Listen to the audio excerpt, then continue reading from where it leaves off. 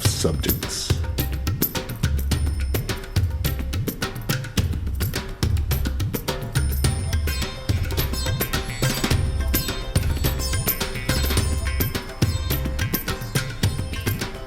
The life of Christ.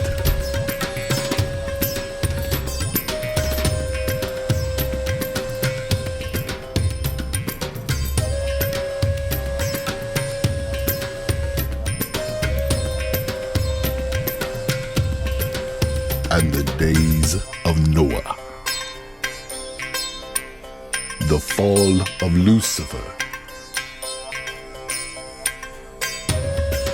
And the latest in Bible prophecy.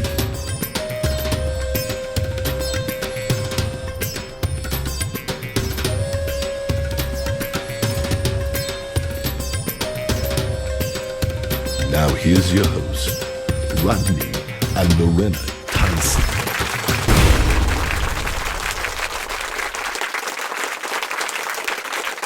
Welcome back to Mysteries of the Bible again. I'm Rodney Tyson with my wife Lorena Tyson, and we're so glad to have you along with us. And we want to tell you can watch us on Facebook here every Thursday night at 6 p.m., and that is Pacific time.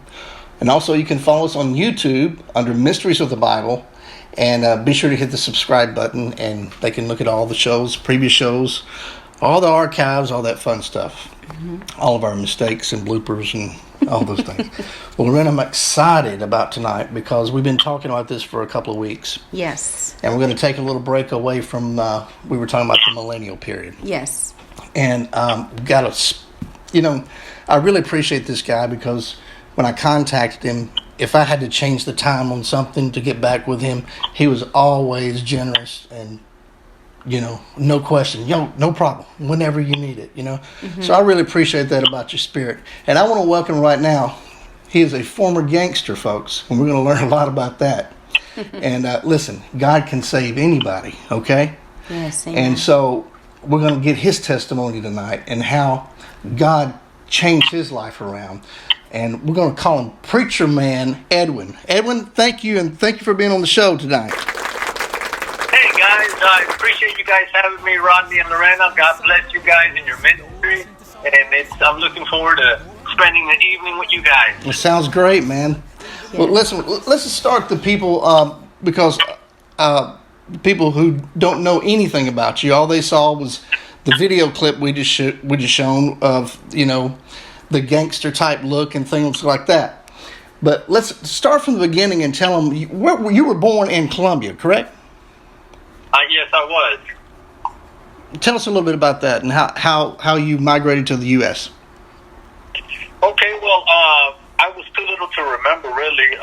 My parents, my mother, she migrated to Florida. Well, actually, first to New York. Mm-hmm. We were there for about a year, but then the weather was too cold for my mother. She didn't like it too much, and then we went down to Florida. It was my two brothers and myself and my mother. And my two older brothers. We're all 2 years apart. And so from what I remember, at that age was that my mother had went to the States. We were going there, and our father would be coming later. And he came a couple of times, but their marriage ended up in a divorce. Right. And that's basically how I ended up in the States.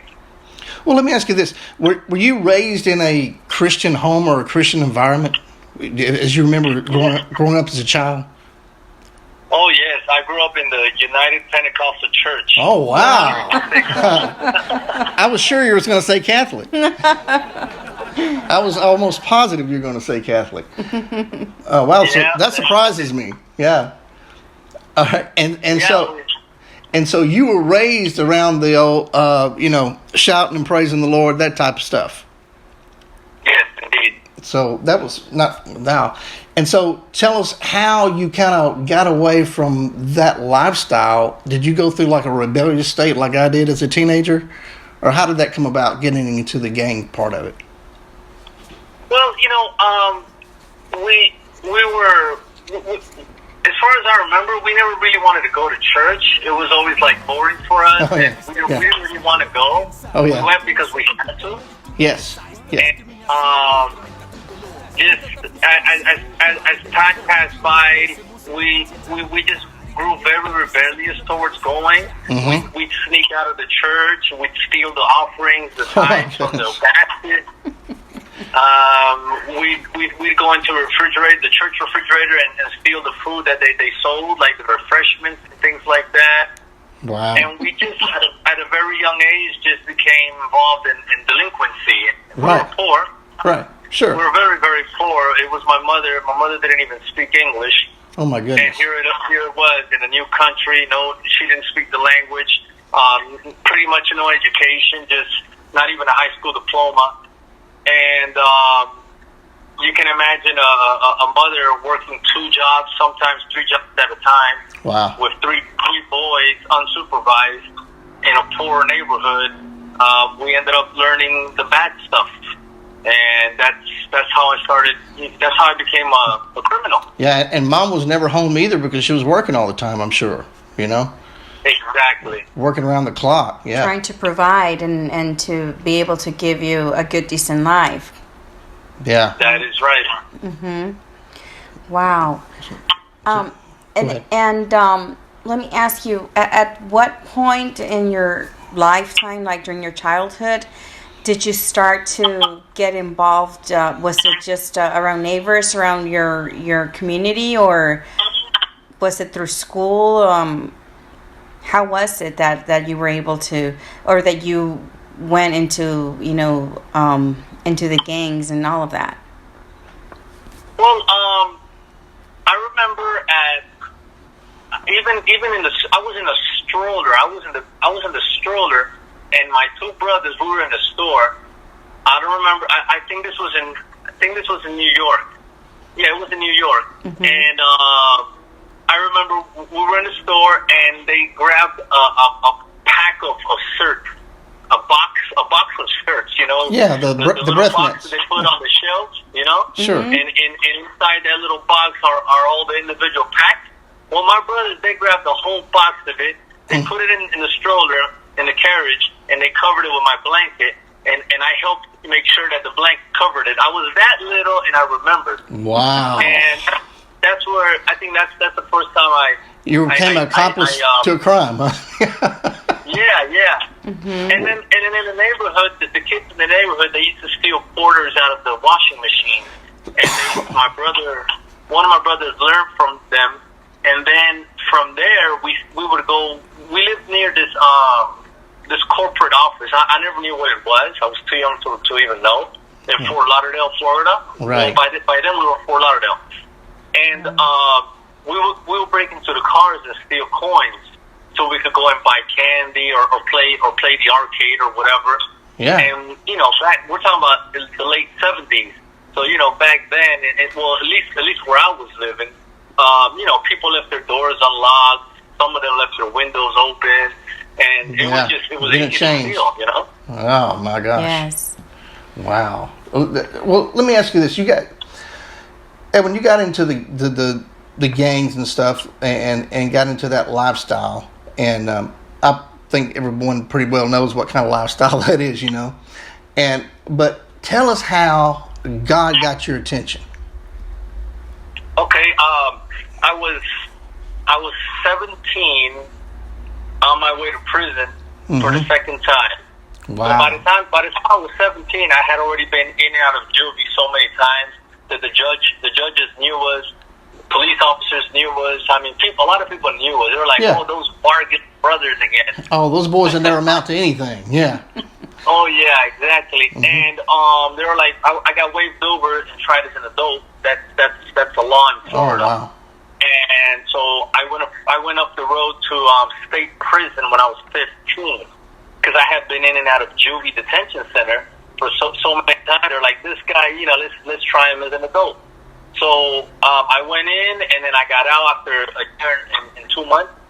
And then 3 months later, I was back in prison again, back in county jail again, facing another prison sentence. This one was going to be pretty long because we were arrested for aggravated assault, armed robbery, and one of my brothers and I and another dudes from the gang.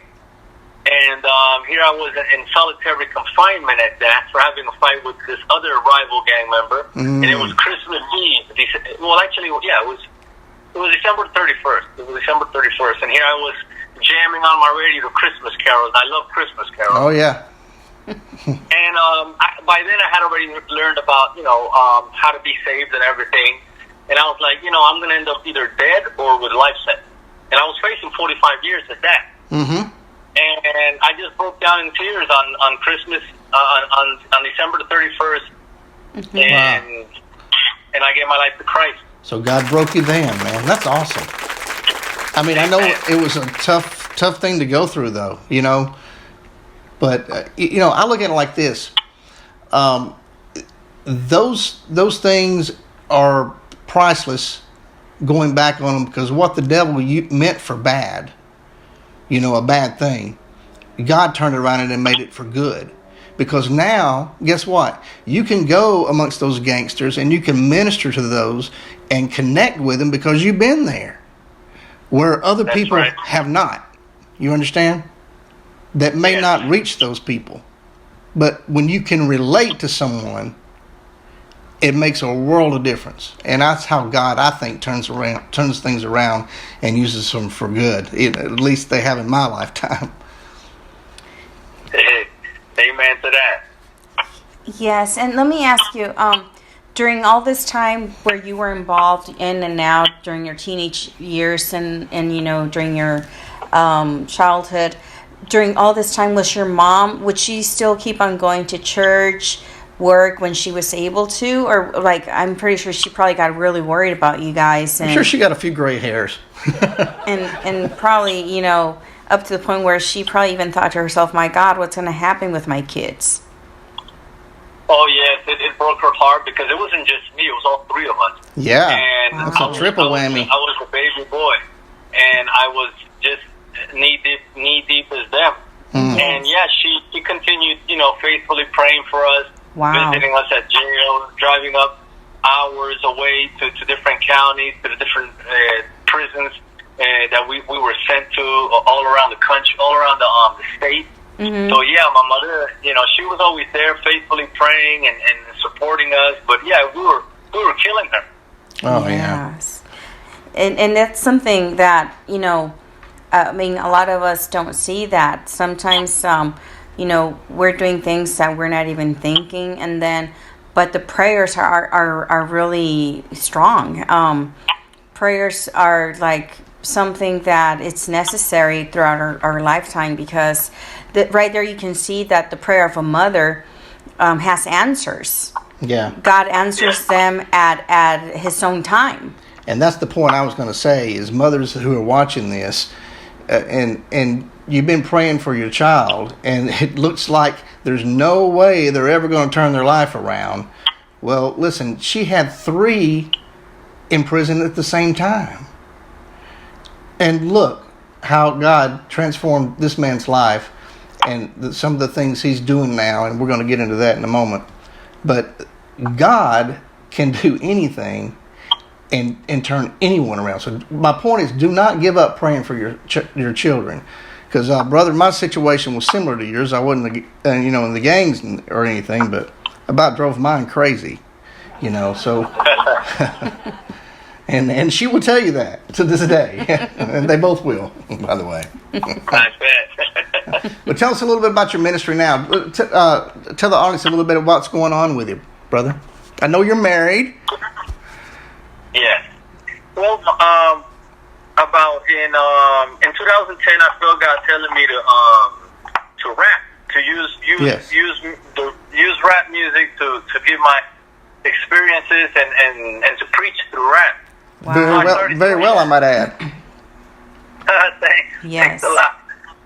So I started doing that, and then I felt God saying, do your own, start your own recording studio. And I was like, nah, I'm not even a musician. I can barely rap, let alone play an instrument. I can't play an instrument. I can't hold a tune really. I just rap. Right.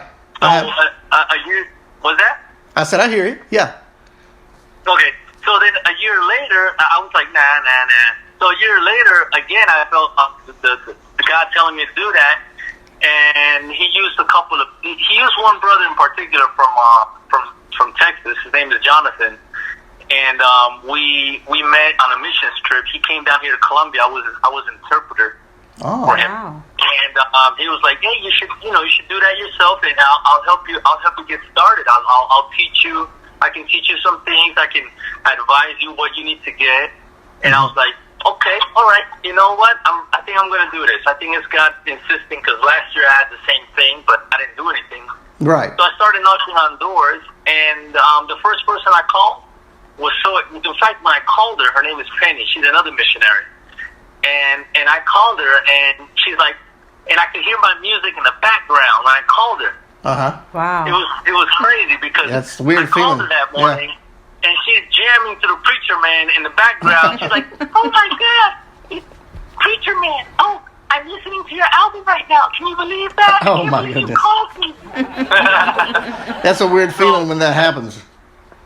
And she's like 60-something years old, man. Just jamming in the Christian rap in Spanish at that. Unbelievable. So, yeah, and she's a white woman from California. She doesn't have a grain of soul in her, and she's jamming to rap. In Spanish? Oh my God. Unbelievable. It was crazy. So I told her, I said, I feel God is putting on my heart to start my own recording studio, so I could help underprivileged and up and coming Christian artists in the community who can't afford studio time. So because I know it's very expensive. Yes. So she's like, "Okay, what do you need?" I was like, "Well, for starters, I need a microphone and an interface." She's like, "Okay, how much is it?" Well, the microphone and interface between both of them is about $100 and something bucks. She said, I'll buy it for you. I'll do it." Wow. I was like, "Okay." Well, long story short, I hung up with her, and then I called another brother, another missionary, because I worked with a lot of missionaries throughout the year. Wow. And I called the next one, and I was like, "Hey, and I told him the same thing. And I was like, I need a MIDI controller. The MIDI controller is like a little keyboard, a piano keyboard, but it doesn't emit sound. It's a controller. So I was like, "Well, I need one of those." He's like, "How much is it, Preacher Man?" I'm like, "It costs $99. All right, I'll buy it for you." I'm like, "Wow, okay." Wow. That's God blessing you, bro. So after 2 phone calls, I had the controller, I had the microphone, and I had the interface, which is what I need most. And I was like, "Oh man, I need the speakers." So I don't remember if it was that morning. I think it was that same morning. I got a message via Facebook of this guy I had never met, but he was engaged to one of the interpreters, one of my friends. Right. And she gave him my contact info, and he sent me a message on Facebook.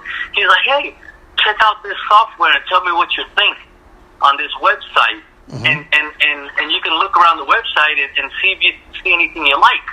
I was like, "Okay."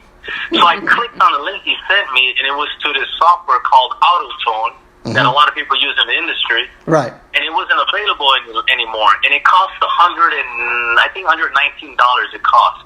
For the program. And I was like, yeah, that's how much it cost. And he just out of the blue, I didn't even call him. He writes me and tells me on Facebook that, check it out. Tell me what you think. And check out this website. It turned out to be Guitar Center. Oh, wow. So I'm like, $119 for that software. I think he means he'd like to buy it for me, maybe. But I need some speakers. I need some studio speakers. So they're called studio monitors. Right. So I started looking for some used ones, like the ones I was at the studio I was going to, and I found one. I found a set, a pair, the same exact speakers that the producer who was producing me had. Wow. And because I didn't know anything about this world. So I wrote him. I'm like, "Hey, I clicked on the link you sent me, but apparently someone already bought it, or it's no longer available. But you know what? I need some speakers." And I told him what I called the other 2 people and told as well. He's like, "All right, how much are they?" I'm like, "Well, they're $139 for both of them. Actually, $149." He's like, "All right, I'll buy them for you." I'm like, "Wow!" In less than 1 hour, I had the things for the studio to start a recording studio. Wow. There you go. I mean, that's God providing for you there, brother. I mean, that's awesome. So now are you doing any preaching now? I'm actually I usually preach at my church a couple times a month, and my wife and I are in charge of the evangelistic outreach team. Oh, so we do every other Sunday we go to a park nearby, and we do evangelism for a couple of hours between 4 and 6 in the evening.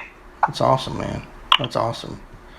Because right now I'm studying in seminary, and I don't have too much time, free time. So between work and seminary, doing homework and reading, yes, I do whatever preaching I can at the church, and do these outreaches every other Saturday, every other Sunday. And whenever I'm invited somewhere to give my testimony and rap, then I'll do that. Sometimes I'll go to the prison as well. That's awesome. Keep doing what you're doing, brother. Keep doing what you're doing. Amen, brother.